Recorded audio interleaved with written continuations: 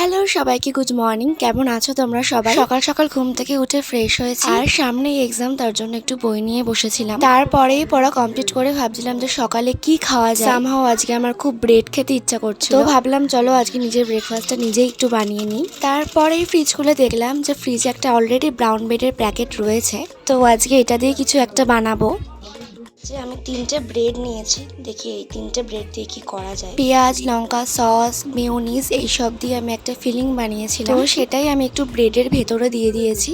তারপরে আমি ডিম দিয়ে কোট করে প্যানে ভেজে নিয়েছি, আর এটা ঠিক এরকম দেখতে হয়েছিল, আর খেতে কিন্তু ভীষণ টেস্টি হয়। তোমরা একবার ট্রাই করে দেখতে পারো। এই অসহ্য গরমে বাড়ির বাইরে বেরোতে তো একদম ভালো লাগে না, কিন্তু আজকে কিছু করার নেই, আমার আজকে একটু বেরোতেই হবে। যাবো আজকে ব্যাংকে, আর তাছাড়াও বেশ কয়েকটা কাজ আছে। এই রোদে গরমে সানগ্লাস ছাড়া তো একদম বেরোনো যায় না। তো এই যে রেডি হয়ে আমি আমার বাহনকে নিয়ে বেরিয়েও পড়েছি। প্রথমে গেছিলাম ব্যাংকে, ব্যাংকের একটা কাজ বেশ অনেকদিন ধরে আমাদের পেন্ডিং হয়েছিল, তো সেটা আগে কমপ্লিট করলাম। আর আমার পাখিগুলোর জন্য ভাবছিলাম একটা নতুন খাঁচা কিনবো, তো আজকে যখন বেরিয়ে পড়েছি ভাবছিলাম যে আজকেই কিনে নিয়ে যাই।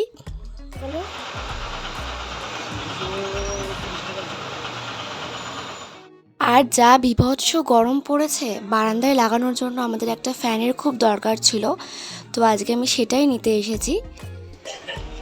কোম্পানি ভালো? হ্যাঁ, কোম্পানি ভালো। এই কোম্পানি দেখছিস? এই সিম্বল যে কোম্পানি তৈরি করে সেরকম। কোনটা? এই মাছটা। আরে কি কালার আছে? এটা ভালো তো, এটা না, অন্য কি কালার আছে? তারপরে তো বাড়িতে এসে ফ্রেশ হলাম, আর নাইকা থেকে এসেছিলো আমার একটা পার্সেল। সুগার পপের এই লিপ বামগুলো আমি অর্ডার করেছিলাম না, তার জন্য মা নিয়ে রেখে দিয়েছিল। আর আমি যখন বাড়িতে ছিলাম না, একটা আন্টি আমাদের বাড়িতে এসেছিল, তো মা তার কাছ থেকে এই চাদরটা রেখেছিল, সেটাই মা আমাকে দেখাচ্ছিল।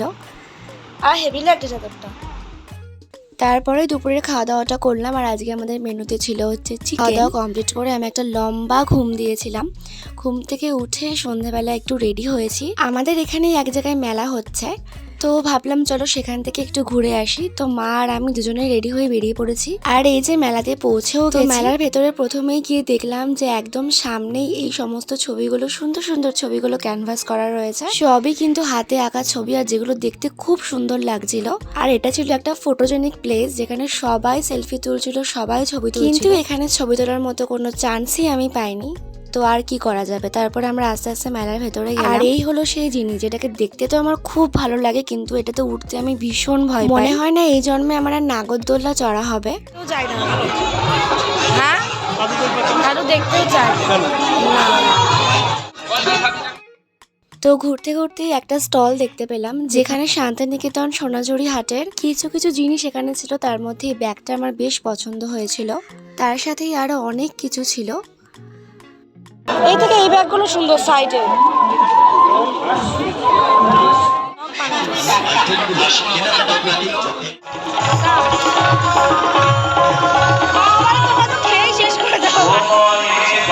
আর জানি না কেন সেদিনকে মেলাতে ভীষণ ভিড় ছিল, কোনো খাবারের দোকানে ফাঁকা ছিল না। অনেকক্ষণ ওয়েট করার পর একটা দোকান থেকে আমরা একটু মটন ঘুগনি কিনেছিলাম, আর দুঃখের বিষয় হচ্ছে যেটাতে মটনের কোনো বংশই ছিল না। আর দেখলাম কয়েকটা বুক স্টলও মেলার ভেতরে বসেছিল, তো আমি কয়েকটা বই দেখছিলাম এখান থেকে নেওয়ার জন্য, কিন্তু আমি যেই বইটা খুঁজছিলাম সেই বইটা এখানে ছিল না, তাই জন্য আমার আর নেওয়া হয়নি।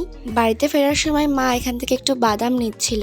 আর এই প্রচন্ড গরমে মেলার ভেতরটায় এত ভিড় হয়ে গেছিল যে শরীরটা রীতিমতো অস্বস্তি করছিল, সেই কারণেই তাড়াতাড়ি আমরা বাড়িতে চলে আসি। তো চলো আজকের ব্লগটা এখানেই শেষ করছি, দেখা হচ্ছে নতুন কোনো ব্লগের সাথে। আর হ্যাঁ, যদি ভিডিওটা ভালো লেগে থাকে প্লিজ চ্যানেলটাকে সাবস্ক্রাইব করে ভিডিওটা একটা লাইক করে দিও। টাটা সবাইকে।